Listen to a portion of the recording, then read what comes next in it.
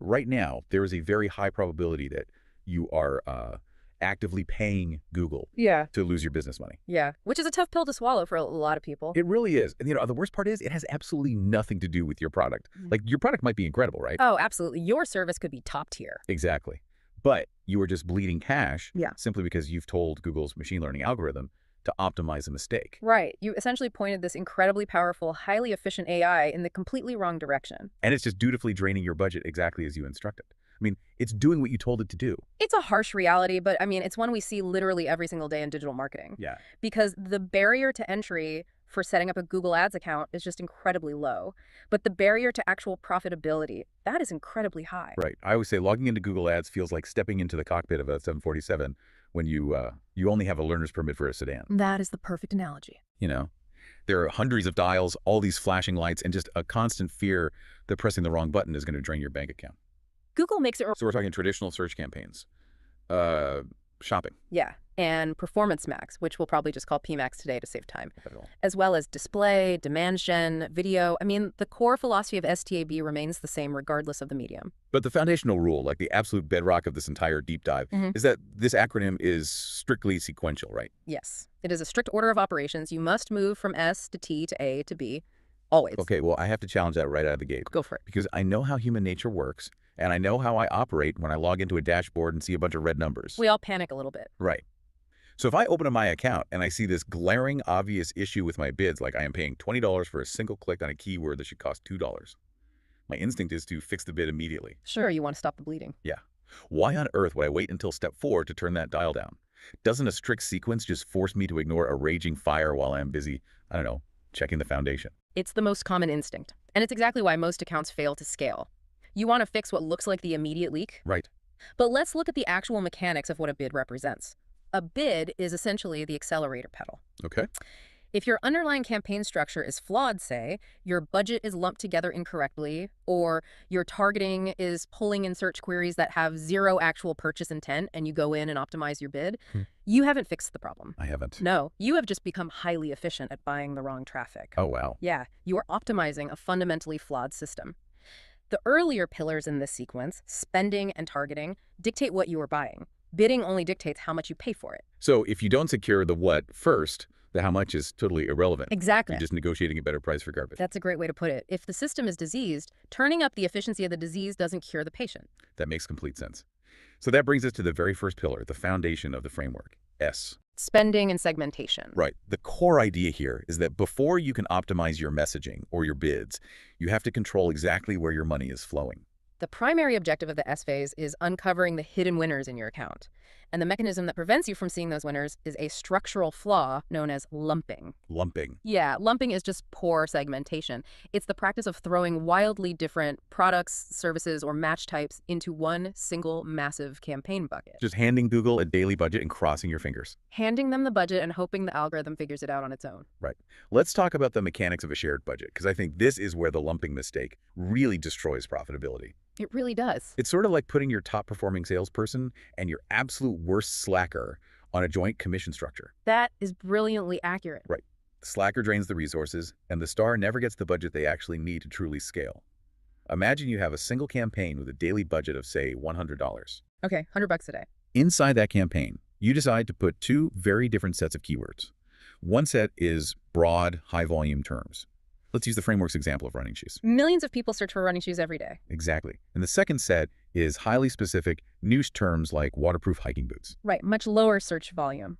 But the people searching for it have a much higher intent to purchase, and the profit margin on those boots is significantly higher. Exactly. So if they share that $100 budget, what actually happens under the hood? Well, what happens is a complete misallocation of resources, and it's driven entirely by Google's pacing algorithms. Okay, break that down for me. So Google's goal is to spend your daily budget as evenly as possible based on the available search volume. Because running shoes is a massive generic term, the search volume is continuous and aggressive from the second midnight hits. So it starts spending immediately. Immediately. The algorithm sees all those cheap, abundant clicks and just starts buying them up. By the time someone logs on at, say, 2:00 p.m. to specifically search for waterproof hiking boots, The budget is gone. your $100 budget has already been entirely consumed by people vaguely browsing for running shoes. It's like trying to fill a massive swimming pool and a tiny water balloon from the exact same fire hose. That's exactly it. The swimming pool, The broad, generic keywords will swallow 99% of the water pressure before the balloon gets a single drop. The water balloon never even had a chance to fill up. That is exactly how the pacing mechanism works. Your high ROI, highly profitable hiking boots segment is just starved of oxygen. Wow. And the insidious part of lumping is that it actively hides this dynamic from you. If you just look at the campaign level, you see that you spent $100 and got a bunch of clicks, maybe a couple of low-margin sales. So the account just looks mediocre. Right. Yeah. You don't realize that you have a superstar product buried inside there that is desperate for budget. So the action step for S is aggressive extraction. You have to isolate the variable. Yes, extraction is key. You take the hiking boots, pull it out of the shared pool, and give it its own dedicated campaign with its own fenced-off daily budget. Precisely. Now, that budget can only trigger for those specific high-value searches. You force the algorithm to spend money where the profit actually is. That makes so much sense for search. But what about e-commerce? It's even more critical there, Yeah. especially when we move into heavily automated campaign types like PMAX. Right, because in PMAX, you aren't bidding on individual keywords at all. No, you are feeding Google a massive feed of all your products. And if you lump a catalog of, say, 5,000 products into one single PMAX campaign, the algorithm defaults to the path of least resistance. Meaning it goes after the absolute cheapest, easiest conversions. Exactly. Regardless of whether they actually make the business any money, it will find some $5 accessory that converts easily, and it will just dump your entire budget into selling thousands of them. Because it just wants volume. Right. The machine is optimizing for the volume of conversions, not necessarily your bottom line profit margin. So meanwhile, your high margin premium items, the things that actually keep the lights on, get completely ignored by the algorithm. Because they require a slightly higher cost per acquisition, they are harder to sell, so the algorithm just avoids them entirely. Okay, so how do we apply this S pillar to a black box like PMAX? We can't just pull keywords out like we do in search. We extract by product, category, or performance grouping. You have to dive into your item level data. Okay. If you identify a category of premium items that have an incredibly high return on ad spend ROAS, but they are currently only getting, I don't know, $10 a week in budget from the main PMAX campaign, you extract them. You pull them out. You build a new dedicated PMAX campaign solely for those premium items. Oh, I see. And conversely, you look at the low margin, high CPA products that are eating all the budget and you actively downbid them or move them to a restricted campaign or honestly just exclude them entirely. It's a massive reallocation of capital, which actually brings up the math behind all of this. The math is crucial. Because the framework outlines what we can call the quick win math. When you do this segmentation correctly, you don't just organize your account, you are actively manufacturing profitability out of thin air without ever writing a new ad. It's the most powerful lever you have. Let's walk through the mechanics of this using the $20 profit margin example from the source material. Let's do it. The math really is the foundation of the S pillar. Let's assume you sell a product where after all your costs of goods, shipping, overhead, you make exactly $20 in pure profit per unit. Okay, so $20 is the absolute ceiling. Right. In order to scale your business sustainably, you determine that you are willing to spend anywhere from $8 to $12 to acquire a customer. Okay. That leaves you with an $8 to $12 net profit on every single sale. A perfectly healthy margin. Exactly.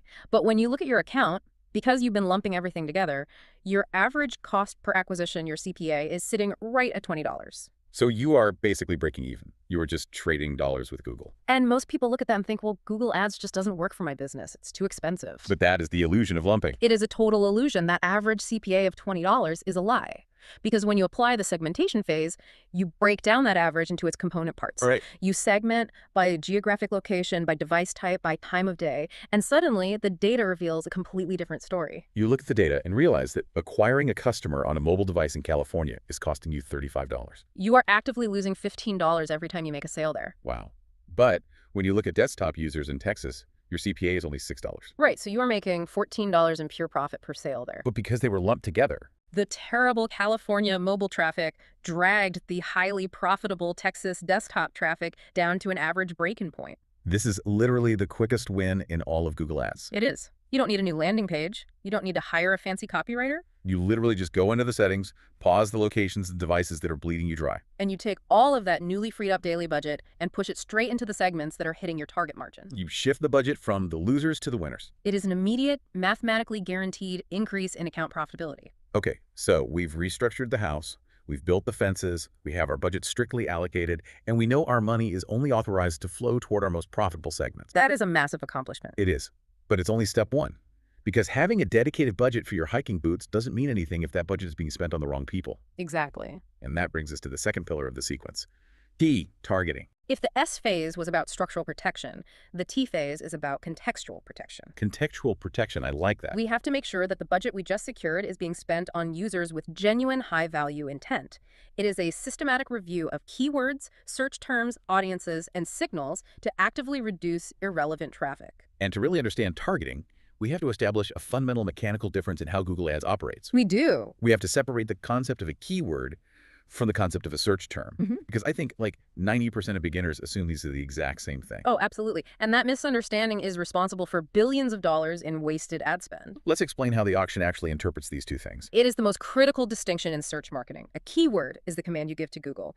It is the parameter you set inside your account. You bid on a keyword. Okay. A search term, on the other hand, is the literal, real-world string of text that a human being typed into the Google search bar right before your ad triggered. So mechanically, if I bid on the broad match keyword plumber.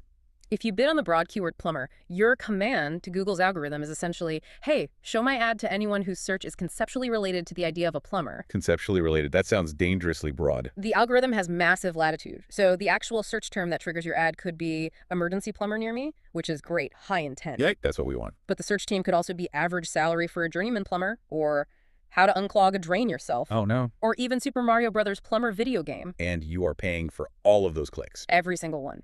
But the person searching for a video game or a DIY tutorial has absolutely zero intent to hire your local plumbing business. They are never going to convert. Never. And every time they click, they drain that carefully segmented budget we just built in the S phase. So the primary mechanism of the T phase is building a defensive perimeter. Exactly. Using negative keywords. You pull up your search terms report, which is the raw data of exactly what people typed, and you hunt for zero intent modifiers. And when you find them, you add them to your negative keyword list. This changes the command you give to Google. You are now saying, show my ad for plumber, unless the search term contains the words salary or DIY or Mario. The STAB framework actually calls out a few very specific, universal negative keywords that almost every business should be using. Yes, the classic example is the word free. Let's talk about that, because mechanically the word free is like the ultimate anti-conversion signal for a paid product, right? It really is. Unless your business model relies on a freemium software tier or a free sample to generate leads, you must block this word. Give me an example. Okay. If you are selling a $500 enterprise accounting software and someone searches for free open source accounting software, They're not your customer. They do not have the budget or the intent to buy your product. If you don't explicitly block the word free, Google will happily show your ad, the user might click it out of curiosity, and you will pay $40 for a click that has a mathematical 0% chance of closing. That hurts just thinking about it. Another fascinating example the framework explores is competitor targeting. This is a big one. Because bidding on competitor names is a very popular strategy. Everyone wants to steal their competitors' traffic. But the framework takes a very data-driven, almost ruthless approach to this. It does, because bidding on competitors is often an ego-driven strategy rather than a profit-driven one. Ego over profit. Exactly. Competitor terms usually have terrible quality scores, which means Google charges you a massive premium for the click. The STAB approach is to look strictly at the mechanism of conversion. Okay, so what do you look for? You look at your search terms report. If you see that you have spent $500 on people searching for your biggest competitor and not a single one has converted, you have to admit defeat. They might be searching for the competitor's customer service login, or they might just be deeply brand loyal. Whatever the reason, the data proves there is no intent to switch. So you must add that competitor's name as a negative keyword to stop the bleeding. Immediately. Okay, so that covers the mechanics of text-based search campaigns where we have a lot of granular control over words.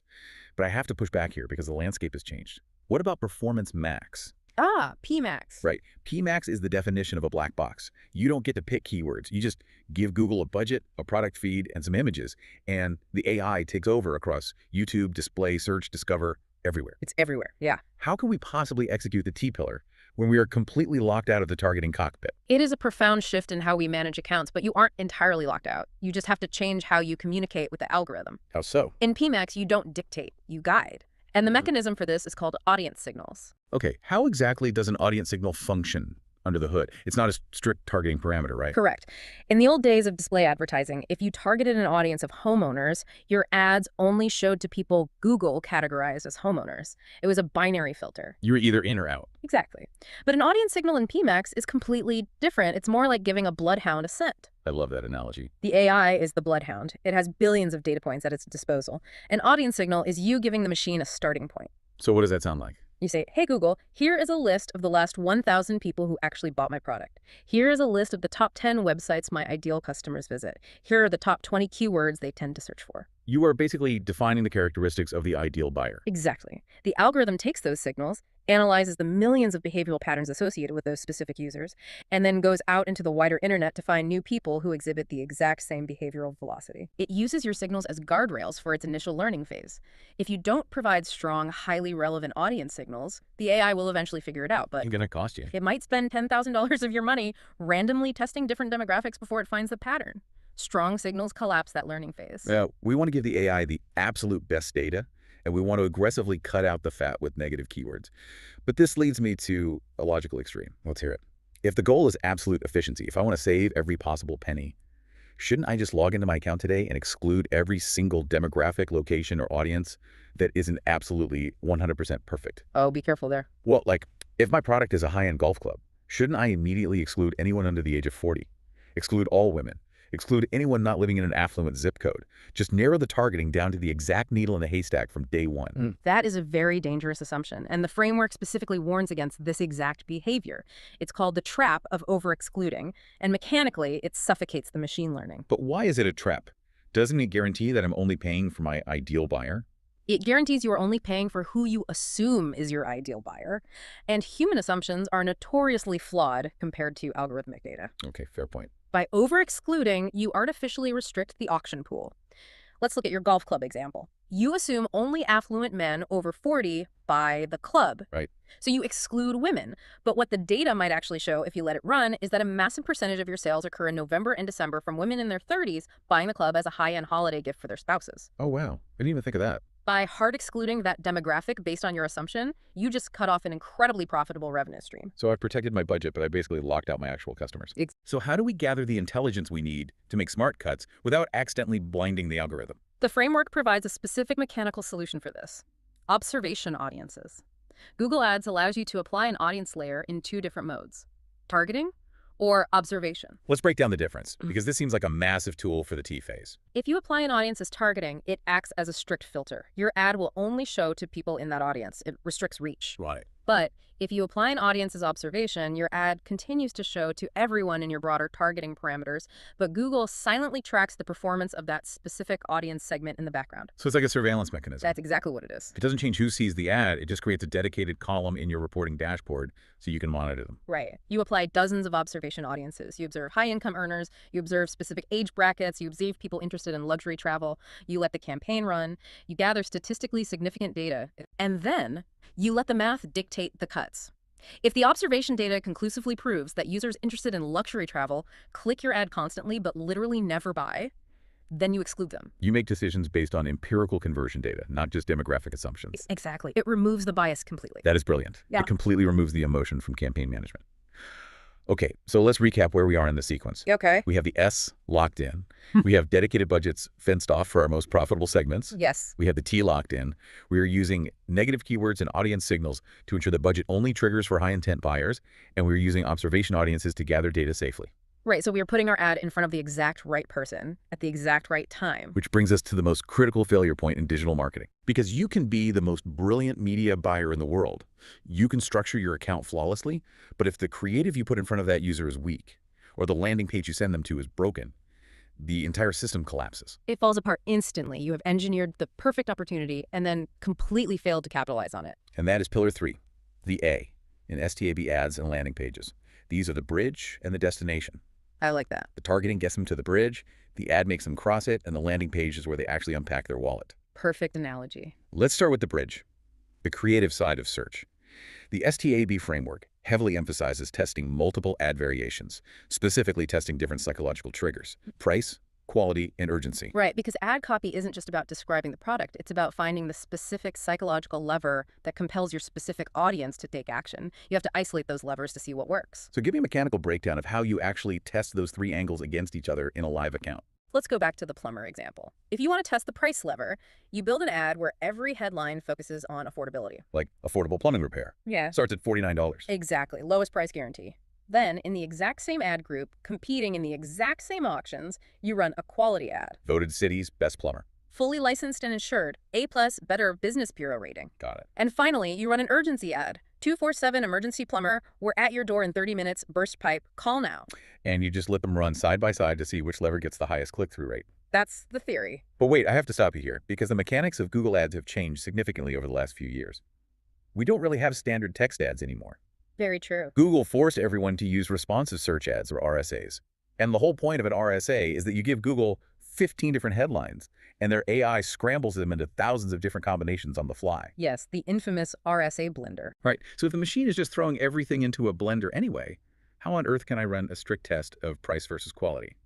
Doesn't the RSA just starts at $49 with voted cities best in the same ad? This is a phenomenal point, and it's a major point of friction for modern media buyers. RSAs do inherently want to scramble everything. If you just throw all 15 headlines into one RSA, you lose all testing control. Because you don't know what worked. Right. The AI might find a combination that gets a high click-through rate, but you will have absolutely no idea why it worked. To execute the STAB framework within the RSA era, you have to use a mechanism called pinning, or you have to completely isolate your themes. How does isolating themes work within an RSA? Instead of one massive RSA, you create 3 separate RSAs within the ad group. RSA number 1 only contains headlines related to price. You give the machine 15 variations of affordability. Yep. RSA number 2 only contains headlines related to quality. RSA number 3 is only urgency. Oh, I see. Now, the machine is still optimizing combinations within those themes, but at the macro level, you can clearly see which psychological angle is dominating the click-through rate. You're forcing the AI to test what you want it to test, rather than just letting it optimize for clickbait. Exactly. It's a crucial workaround to maintain strategic control over the automation. Now that's text, which is relatively straightforward. But the framework also addresses the A pillar in the context of Performance Max, which is heavily reliant on visual assets, images, and video. Right. PMAX operates on what are called asset groups. An asset group is a collection of headlines, descriptions, images, logos, and videos. And the mechanism of optimization here requires absolute ruthlessness. Ruthlessness. It is pure Darwinism for your creative. Wow. Google provides performance labels for these assets within PMAX. They rank them as low, good, or best. And the action step when you see a low-performing asset. You swap it out immediately. And you have to detach your ego from this process entirely. That's the hard part. The framework is very clear about this. You might have paid a professional photographer thousands of dollars for a beautifully stylized, highly produced image of your product. You might love it. You probably want to frame it. Right. But if you put it into PMAX and the algorithm labels it low performance, it means the market doesn't care. The market is not clicking. You have to kill your darlings. So what do you replace it with? Swap it out for a gritty, user-generated iPhone photo of the product in action. Very often, the unpolished, native-looking asset drastically outperforms the studio shot. Let the data dictate the creative. Okay, so we've optimized the ad, the bridge is sturdy, the psychological trigger is working, and people are clicking. Now we reach the second half of the A pillar, the landing page. Yes, the destination. And this is where we have to dive into one of the most important, yet least understood, mechanical algorithms in all of Google Ads, the quality score and the relevance score. This is the hidden math of Google Ads. Because your landing page doesn't just affect whether someone buys, it literally dictates how much Google charges you for the click. Right. Yes. Most people assume that Google search is a pure financial auction, that the highest bidder always wins the top spot. That's what I used to think. That is entirely false. Google's primary imperative is user experience. If users click ads and get terrible, irrelevant results, they stop clicking ads and Google loses its revenue stream. So they have to protect the user experience. Exactly. So Google engineered a mechanism to penalize bad experiences and reward good ones. That mechanism is called ad rank. Let's define the formula for ad rank because it explains everything. Okay. The simplified formula for ad rank, which determines your position on the page and your actual cost per click, is your maximum bid multiplied by your quality score. And how is the quality score determined? It's a number from 1 to 10 determined by 3 things: your expected click-through rate, your ad relevance, and critically, your landing page experience. So mechanically, if my max bid is $2, and my quality score is the perfect 10, my ad rank is 20. But if my competitor bids $4, double what I am bidding, but their quality score is a terrible 3 out of 10 because their landing page is irrelevant, their ad rank is only 12. And your 20 beats their 12. I win the top spot on Google, and I pay significantly less money than they do, simply because my landing page is better aligned with the user's intent. Exactly. Tight ad-to-page alignment is a massive financial lever. The framework gives a very specific example of how this alignment breaks down. Yes. Imagine an ad that promises a highly specific feature.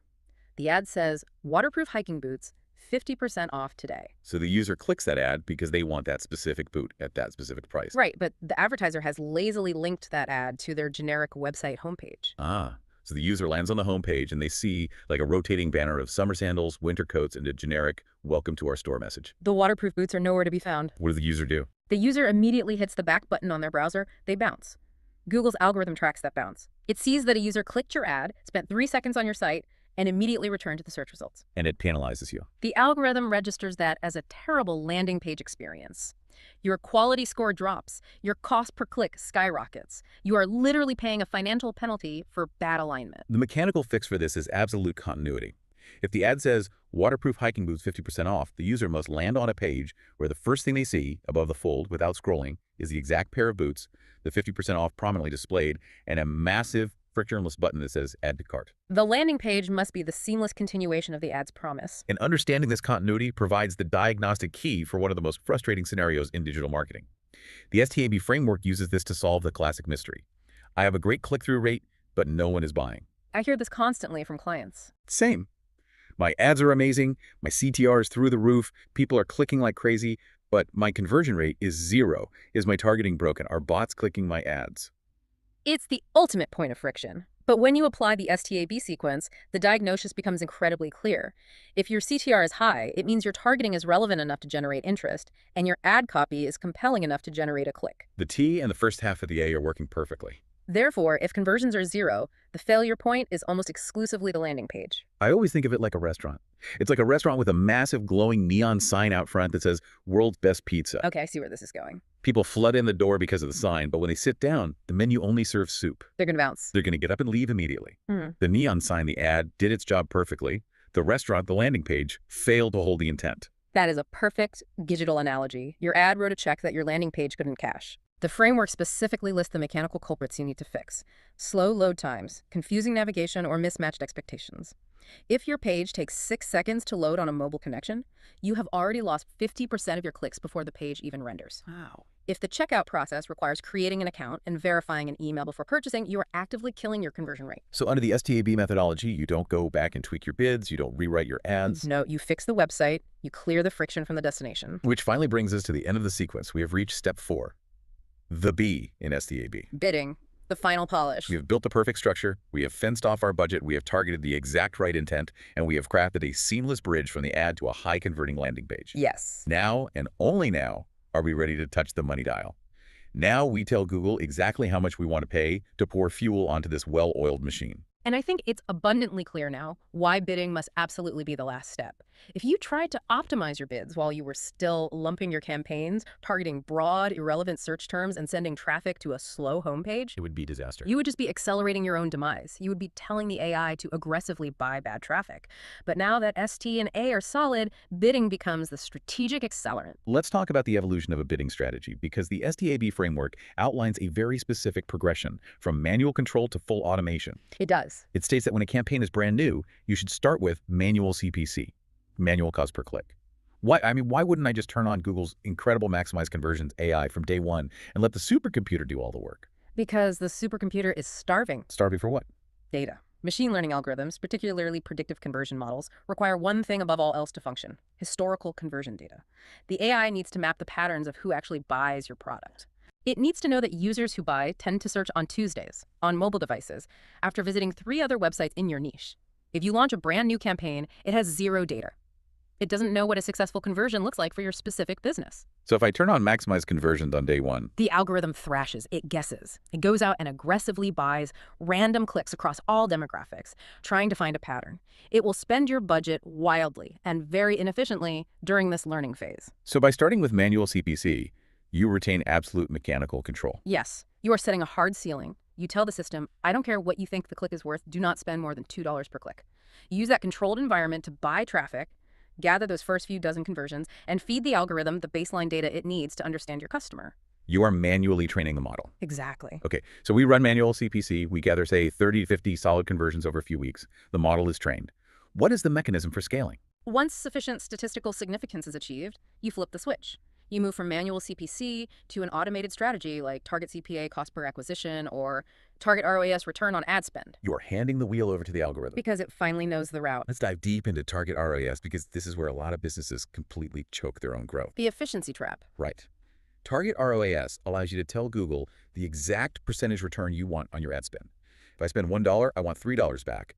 That's a 300% target ROAS. It's simple enough. But my logical brain says, if Google is a supercomputer and I can tell it what I want, why wouldn't I demand incredible efficiency? Why wouldn't I set my target ROAS at 1,000%? Make the algorithm work harder and find me the absolute cheapest, most profitable customers on Earth. It's a tempting thought. What happens mechanically if I do that? What happens is that you trigger that efficiency trap we just mentioned. The algorithm is entirely literal. It does not try harder. It simply evaluates probability. In the milliseconds before an ad auction takes place, the AI looks at the user's data and calculates a predicted conversion rate.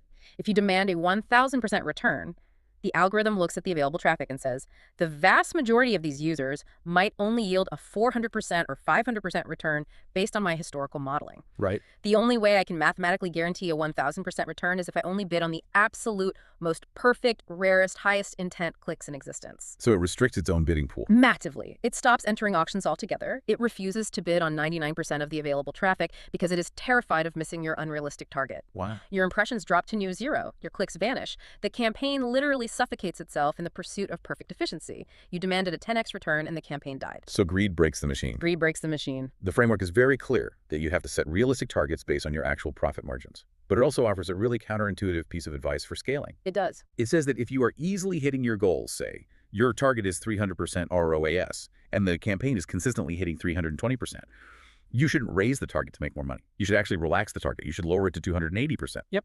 Why on earth would I tell Google it's okay to be less efficient? To capture massive volume, this is the difference between percentage-based thinking and dollar-based thinking. You cannot deposit percentages into your bank account. You can only deposit dollars. Very true. If your ROAS is 350%, but you are only getting 10 sales a week, your total profit is capped. By lowering your target ROAS to 280%, you are changing the command to the algorithm. You are saying, I'm willing to accept a slightly lower profit margin per item. In exchange, I give you permission to enter far more auctions and buy slightly more expensive competitive traffic. The mechanism is volume expansion. Exactly. Your efficiency per click drops slightly, but your total volume of conversions skyrockets.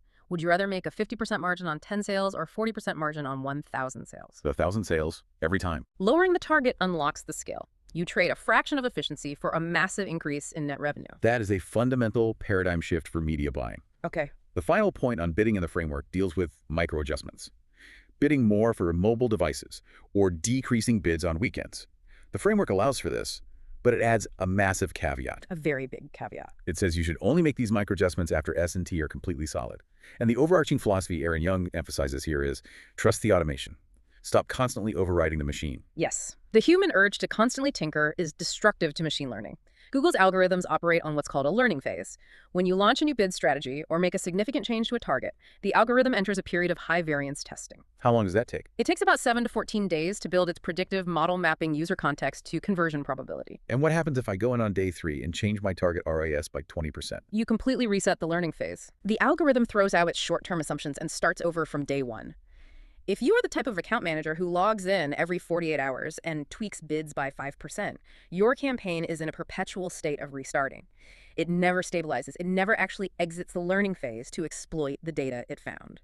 It's like baking a cake. You put the batter in the oven, but if you open the oven door every 3 minutes to poke it and see if it's done, the cake is going to collapse. I love that. You have to let it bake. Or, to use another one, it's like pulling a plant up by its roots every 3 days to see if it's growing. You are actively killing the thing you were trying to cultivate. You have to let the roots take hold. Exactly. Which brings us perfectly to the practical application of this entire methodology, the final section of our deep dive, implementation. This is where the rubber meets the road. Because understanding the mechanical theory of SDAB is powerful, but when you actually log into that dashboard tomorrow morning, the sheer volume of data can still induce paralysis. How do we turn this theory into a daily operational cadence? The framework provides a very tangible tool for this. It highlights an actionable resource, Aaron Young's Google Ads Optimization Checklist. Right. And for you listening, the framework notes this is a free resource available at definedigitalacademy.com, Optimize, or you can find it by searching his YouTube channel. It's a great tool. But we need to discuss the actual architecture of this checklist because it is not just a generic to-do list. The structure of the document itself enforces the methodology.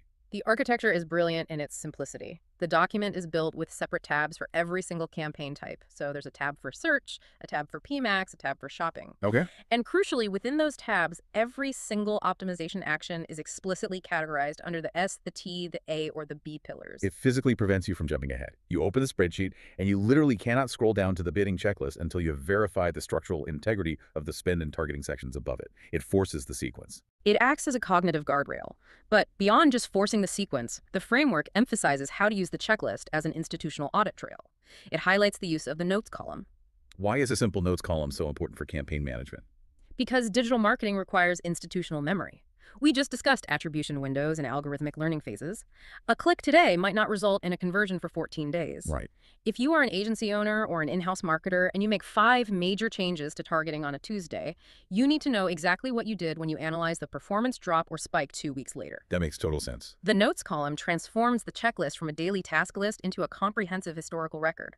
On the 14th, added 50 negative keywords to the broad match campaign. On the 21st, rotated out 3 low-performing PMAX image assets. It removes the guesswork from analysis.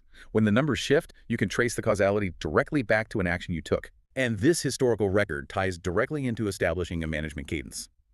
The framework suggests a rhythm. You use the checklist weekly for rapid tactical checks, verifying you weren't bleeding money on a sudden influx of bad search terms, but you reserve the deep foundational audits, the restructuring of the S pillar, for monthly or quarterly reviews. And this measured cadence is designed to combat the final and perhaps most dangerous pitfall highlighted in the framework. Overtinkering. Yes, the biggest campaign killer isn't always bad ad copy or poor targeting. It is overtinkering. It is the psychological trap that marketers fall into, believing that activity equals productivity. We feel like if we aren't clicking buttons and turning dials every single day, we aren't doing our jobs. But as we've established, clicking buttons resets the neural net. It pulls the plant up by the roots. The ultimate discipline of the STAB framework is learning when not to touch the account. That takes immense discipline. You run the checklist, you ensure the S, T, and A are perfectly aligned, you set your bids based on actual margin data, and then you step back. You let the algorithm gather statistically relevant data. You wait for the system to validate your hypotheses. It is the only way to scale sustainably. And as a final point on scalability, the framework emphasizes a comforting reality. What's that? The mechanics we have discussed today, the allocation of shared budgets, the mapping of search intent, the add-to-page alignment, they're universal mathematical principles. Whether you are running a hyper-local $500 a month lead generation account for a neighborhood plumber, or you are managing a $5 million a month multinational e-commerce empire, the STAB sequence remains identical. It scales. It scales perfectly. Yeah. The numbers get bigger, the product feeds get more complex, but the core levers of spend, target, ads, and bids never change. The physics of the auction remain the same. So as we wrap up this massive deep dive, we've covered the mechanics, the math, and the methodology of taking back control of your campaigns. We've moved from the chaos of random dashboard tweaks to an elegant sequential architecture. We really have. We've structured the foundation with spend, we've honed the context with targeting, we've built the bridge with ads and pages, and we've poured the fuel with bidding. But I want to leave you with a final thought to ponder, something that builds on everything we've unpacked today. We have just spent all this time dissecting how to manage, guide, and protect Google's automated algorithms, how to feed the machine the right data. Right. But zoom out for a second. Consider the trajectory of this technology. As these algorithms become infinitely smarter, as bidding, placement, and even ad creation become almost entirely automated by artificial intelligence, The technical execution of pushing buttons is going to become completely commoditized. that is a profound realization. The machine will do all the technical heavy lifts. Exactly. So what does that leave you? As a human marketer, your only real, unassailable competitive advantage is going to live entirely in the S, the T, and the A. I love that. It's your understanding of your own business economics, your deep, empathetic grasp of human search intent, your ability to craft a psychological message that resonates with a human desire, and a web experience that fulfills it flawlessly. What if the ultimate goal of the STAB framework isn't just to optimize your digital ads today, but to train you how to think less like a machine and more like a high-level business strategist? That's a great note to end on. So the next time you log into that overwhelming dashboard, don't just react to the red numbers. Stop optimizing mistakes. Grab your STAB checklist, trust the sequence, and start building an architecture that actually works for your business. Thanks for joining us on this deep dive. We invite you to take these mechanisms, apply them to your own accounts, and watch the profitability follow.